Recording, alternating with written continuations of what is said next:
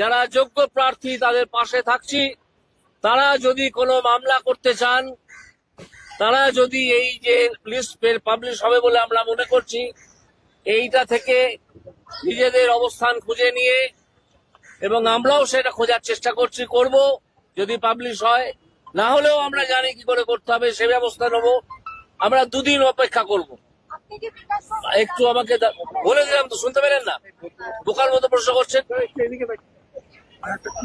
আমরা এটা করব, এবং আমরা সব সময় সর্বতভাবে 24 ঘন্টার প্রতিটি মিনিট আমরা উদ্বেগে আছি।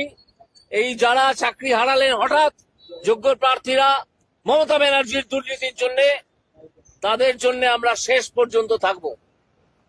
কি করতে পারবো তার খানিকটা আন্দাজ আমাদের আছে। আমার মনে হয় জয় যোগ্য প্রার্থীদের হবেই।